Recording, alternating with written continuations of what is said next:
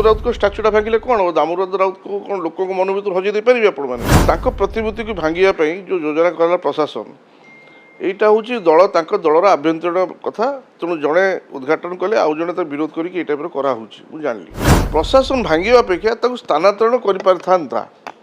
ভাঙ্গিবা বেলা জিনিস কিছু করা আবশ্যকতা নথিলা। হ্যাঁ মু তো বিশেষ কিছু জানি। মু যা খবর পাইছিলি শিয়াড়ি মোর এরসভা নির্বাচন মন্ডলী শিয়াড়ি বলে গোটে জায়গা আছে। দামোদর রাউত সেটাকে ডেভেলপ করলে শিয়াড়ি গোটে পর্যটন ক্ষেত্রে বি মান্যতা পাইছিল। শিয়াড়ি বহুত সুন্দর জায়গা, সারা ওড়িশার লোক যাতে সেটিকি। তো সে শিয়াড়িরে গোটিয়ে দামোদর রাউতকে গোটে প্রতিমূর্তি উন্মোচন করিবে বলে যোজনা করলে সেটিকার কিছু স্থানীয় পিলামানে সেই পরিপ্রেক্ষীরে সেমানে গোটে স্ট্যাচু তৈরি করলে এবং সেটা আসন্তা 26 তারিখ দিন ইনাগুরেট হইতান্তা মাননীয় সাংসদ বিভু তরৈଙ୍କ দ্বারা হইতান্তা। বাকি অন্যମାନଙ୍କୁ ডকা হইতা ব্যক্তিবিশেষ সেমানে বি যাইতান্তে। তো শুনিବାକୁ মিললা যে স্থানীয় প্রশাসন সেটাকে ভাঙ্গিদেলা।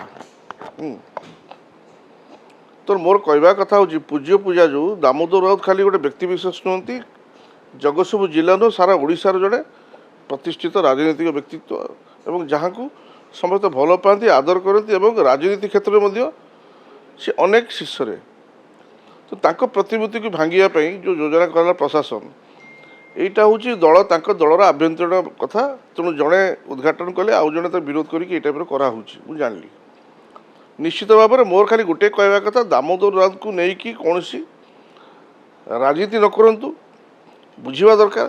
তেমন সেটি গোটিয়ে কথা হোলা কোণ না আপনার যেকୌଣସି স্টাচ্যু লগাইবে তা পূর্বর সেটা আইদর গভর্নমেন্ট আপনার পরমিশন লগাইবে সে জায়গা পাই, নচেত প্রাইভেট প্রপর্টিরে করবে। এই দুইটির জিনিসর অভাব লা সে জায়গায় মু জানলি। তো প্রশাসনকে মু দোষ দেইপারিবি না আধরে, কিন্তু প্রশাসন ভাঙ্গিবা অপেক্ষা তাকে স্থানান্তরণ করে পারিথান্তা। ভাঙ্গিবা বেলা জিনিস কিছু করা আবশ্যকতা নথিলা। মু তো প্রশাসনকে বি দোষ দৌনি। এইটা মানে যে করুচ্ছেন সে বুঝবা দরকার লা এভাবে কলে নিশ্চিত ভাবে। হ্যাঁ কিছু দূরে বিজুবাবুঙ্কর অছি, কিছু বিজুবাবুঙ্ক স্টাচ্যু যেটি অছি সেটা দামোদর রাউত করে বিজুবাবুঙ্কর শেলিরে এবং সেতবে বিধিবদ্ধ প্রশাসন নিয়াইথিব পরমিশন। কিন্তু এ ক্ষেত্রে বোধহুয়ে সেটা বিচ্যুত হয়েছে, যেপাই প্রশাসন এ প্রকার পদক্ষেপ নেলা। কিন্তু যদি প্রশাসন নেলা তো মোর এতিক কহবা কথা, ভাঙ্গিবা অপেক্ষা তাকে সময় দিয়ে স্থানান্তর এইটা 26 তারিখ যে উদ্ঘাটন হইতা সেটা বন্ধ করিকি তাকে সময় দিয়া হইতা আউ গোটে জায়গাকে এটা তুমি প্রতিষ্ঠা কর, সে জায়গায় করে পারিব। আইদর সেটা প্রাইভেট প্রপর্টি হোক কি গভর্নমেন্টর বিধিবদ্ধ পরমিশন নেই কর। কিন্তু ভাঙ্গিবার কোনো আবশ্যকতা নথিলা, এলা কথা। বর্তমান আগামী দিନରେ এরসভা যেহেতু তাকে এরসভা শ্রী কহতি, তেমন এরসভা বজার উপরে তাকে এরসভার সবু কর্মী মানে যে দামবাবু ভাল পাতি সে আগামী দিନରେ তাঁর গোটে বড় বিধিবদ্ধ স্টাচ্যু গোটে করা যাচ্ছেন। সেই প্রকার কুজঙ্গরে এবং পারাদ্বীপের মধ্যে হওয়া যাচ্ছে, কিন্তু স্থানীয় প্রশাসনটার অনুমতি ক্রমে। তো পারাদ্বীপ পোর্টরে আমার পারাদ্বীপ म्यूनिसिपालिटी चेयरमैन তাঁর নেতৃত্বে পারাদ্বীপ পোর্টକୁ মধ্যে আপ্লাই করা হয়েছে। সে যে জায়গা দিয়ে দেবে সে জায়গায় সেটা করা হব। কুজঙ্গের মধ্যে তহসিলদারকে আপ্লাই করা হয়েছে, যেটি আমার অছি স্টাচ্যু সে জায়গায় আউটে স্টাচ্যু হব। আদার কিছু নেই, কিন্তু নীতি নিয়ম ভিতরে করিবার উচিত লা। এମାନେ সেটা বুঝিলেনি। কিন্তু যদি ন করিছন্তি প্রশাসন এত বড় অধ্যত্য ভাঙ্গিদেবা এইটা কাই মু হজম করিপারুনি। আর মতো কালি সন্ধ্যাবেলঠার অনেক ফোন আসছে, আমি এ করবু, রাস্তা বন্ধ করবু, সেটা করবু। মু মনা করছি সেটা করনি, কিন্তু প্রশাসন এটা করা উচিত নথিলা। দামোদর রাউতଙ୍କ স্টাচ্যুটা ভাঙ্গিলে କ'ଣ ହେବ? দামোদর রাউতକୁ କ'ଣ ଲୋକଙ୍କ ମନ ଭିତରୁ ହଜେଇ ଦେଇପାରିବେ ଆପଣମାନେ? ତେଣୁ ସରକାର ଏଇଟା ନିଶ୍ଚିତ ଭାବରେ এটা হীনমন্যতা ମୁଁ এটা କହିବି।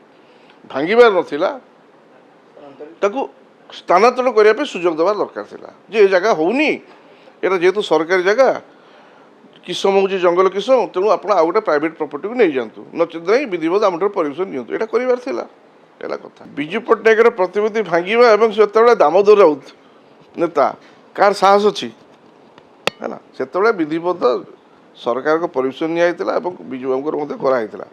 এই ক্ষেত্রে এটা বহুত বড় কিছু কথা নুহে। প্রশাসন এত তল স্তরକୁ যাই এটা করিবাটা উচিত নুহ, এলা কথা মোর। তেণু মোর কহবা কথা মাননীয় মুখ্যমন্ত্রী ধ্যান দিয়ন্তু। যে সংসারু চালিগলে কিন্তু যে ওড়িশা প্রতি কিছু অবদান অছি এবং যে ছাপ আজ বি ওড়িশাবাসী হৃদয় ভিতরে অছি, যেমনি ডক্টর দামোদর রাউত। সারা ওড়িশার যা কহবে সমস্তে জাণতি ডক্টর দামোদর রাউত କ'ଣ। ତେଣୁ ସେ ଜାଗାରେ ସେମାନଙ୍କ ପ୍ରତିମୂର୍ତ୍ତି ମାନ୍ୟବର ମୁଖ୍ୟମନ୍ତ୍ରୀ ଧ୍ୟାନ ଦେବା କଥା, ଏଭଳି ଅଭାବନୀୟ ପରିସ୍ଥିତି ସୃଷ୍ଟି ନ କରନ୍ତୁ। ସେମାନେ ସଂସାରରୁ ଚାଲିଗଲେଣି, କିନ୍ତୁ ସେ ବଞ୍ଚିଥିବା ଅବସ୍ଥାରେ ଓଡ଼ିଶା ପାଇଁ ଯଥେଷ୍ଟ ତାଙ୍କର ଅବଦାନ ଅଛି।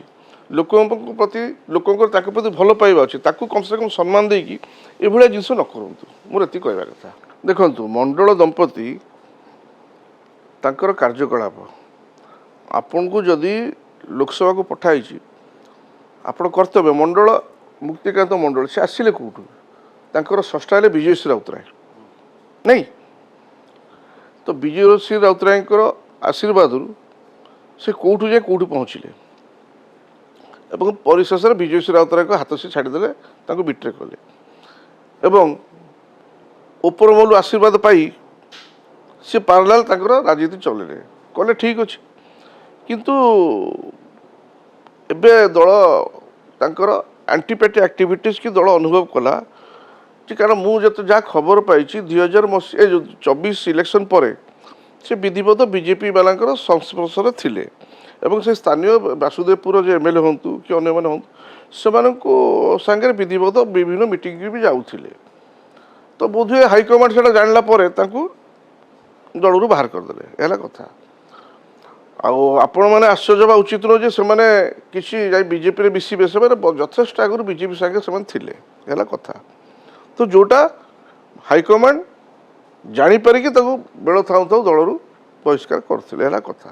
ତେଣୁ ଆଦର ବିଜେପି ବର୍ତ୍ତମାନ ଦେଖନ୍ତୁ ବିଜେପି ଗୋଟିଏ ଆଚମ୍ବିତ ପରିସ୍ଥିତିରେ ଓଡ଼ିଶାକୁ ସରକାର କରିବା ପାଇଁ ଆସିଗଲା, କିନ୍ତୁ ତୃଣମୂଳ ସ୍ତରରେ ତାଙ୍କର ସେତିକି ନାହିଁ।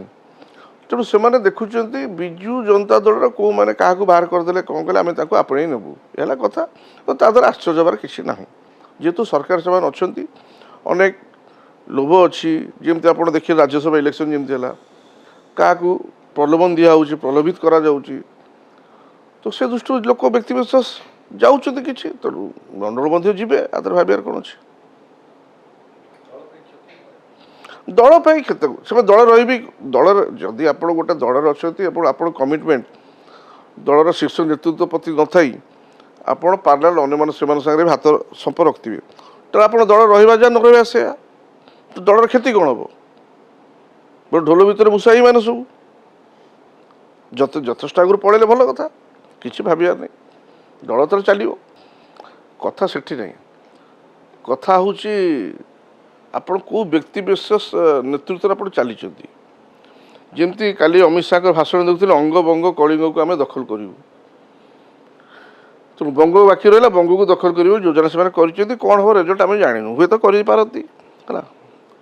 ହଁ, ମୁଁ ମନା କରିବିନି, ପ୍ରଧାନମନ୍ତ୍ରୀ ମୋଦି ମାନ୍ୟବର ନରେନ୍ଦ୍ର ମୋଦି ତାଙ୍କ ନେତୃତ୍ୱ ନିଶ୍ଚିତ ଭାବରେ ବଳିଷ୍ଠ ଏବଂ ତାଙ୍କର ଦୂରଦୃଷ୍ଟି ମଧ୍ୟ ଯାହା ଆଜିକାଲି ଯେଉଁମାନେ ଶିକ୍ଷିତ ସେମାନେ ଜାଣିପାରୁଥିବେ ଭାରତବର୍ଷର GDP ଠାରୁ ଆରମ୍ଭ କରନ୍ତୁ ସାରା ବିଶ୍ୱରେ ଆଜି ପ୍ରତିଷ୍ଠିତ ହୋଇଛି ଏବଂ ତା ପଛରେ ମଧ୍ୟ ତାଙ୍କର ଅବଦାନ ଅନେକ, ନରେନ୍ଦ୍ର ମୋଦି, ମନା କରିବିନି। କିନ୍ତୁ ଚକ୍ରାନ୍ତ ଯେଉଁ କଥା ସେ ଶେଷ କରିଦେବା ସମସ୍ତଙ୍କୁ, ଏଇଟା କେବେ ବି ଗ୍ରହଣୀୟ ନୁହଁ। ପ୍ରତ୍ୟେକ ରାଜ୍ୟରେ କିଛି ନା କିଛି ଖେଳ ହେଉଛି, ହେଲା। ଭାଙ୍ଗିକି ଦେଖନ୍ତୁ ଦିଲ୍ଲୀରେ ବର୍ତ୍ତମାନ ଆପ୍କୁ ଭାଙ୍ଗିଲେ, ତ ଅନେକ ଜାଗାରେ ଓଡ଼ିଶାରେ କ'ଣ ଭବିଷ୍ୟତ କିଏ କହିବ। କିନ୍ତୁ କଥା ହେଉଛି ଯେଉଁ ନେତୃତ୍ୱ ଆପଣଙ୍କର ମମତା ବାନାର୍ଜୀଙ୍କର କାର୍ଯ୍ୟଶୈଳୀ ଯାହା ଏକଚାଟିଆ ଏବଂ ସିଏ ଏବଂ ତାଙ୍କ ପୁତୁରା, ତ ତାପରେ ଅନେକ ବରିଷ୍ଠ ନେତା ଅସନ୍ତୁଷ୍ଟ ଥିଲେ। କିନ୍ତୁ ଆମର ନେତୃତ୍ୱ ଯେ ନବୀନ ପଟ୍ଟନାୟକ, ସେ ଯଦି ଗୋଟେ ଆପଣ ବିଶ୍ୱାସ କରିବେ ସବୁ ରାଜନୈତିକ ବ୍ୟକ୍ତିବିଶେଷ ଠାରୁ ସେ ଭିନ୍ନ, ତାଙ୍କର ପର୍ସନାଲିଟି ଅଲଗା ଏବଂ ଯେଉଁମାନେ ଅଛନ୍ତି ବିଜୁ ଜନତା ଦଳ ବୋଲି ଖାଲି ନାହାନ୍ତି, ନବୀନ ବାବୁଙ୍କୁ ଭଲ ପାଇକି ଅଛନ୍ତି। ତେଣୁ ସେ ଦୃଷ୍ଟିରୁ ଏଠି ଭାଗ ଭାଗ କରିବାଟା ହୁଏତ ନିଶ୍ଚିତ ଭାବରେ କଷ୍ଟକର ହେବ ସେମାନଙ୍କୁ, ହେଲା କଥା।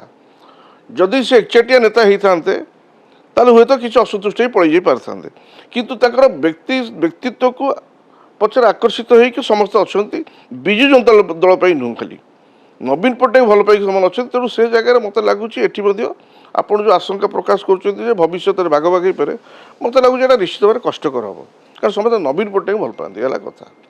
ହଁ, ତାଙ୍କ ଅନ୍ତେ କ'ଣ ହେବ ସେ କଥା ମୁଁ କହିପାରୁନି, ତାଙ୍କ ପରେ କ'ଣ ହେବ ମୁଁ ସେଇଟା କହିପାରୁନି, କିନ୍ତୁ ନବୀନ ବାବୁ ଥିବା ପର୍ଯ୍ୟନ୍ତ ତାଙ୍କୁ ସମସ୍ତେ ଭଲ ପାଆନ୍ତି, ତାକୁ ଛାଡ଼ିକି ଯିବାର ହୁଏତ এটা ମାନେ ବିଜେପି ପାଇଁ ଅନେକ କଷ୍ଟକର ହେବ।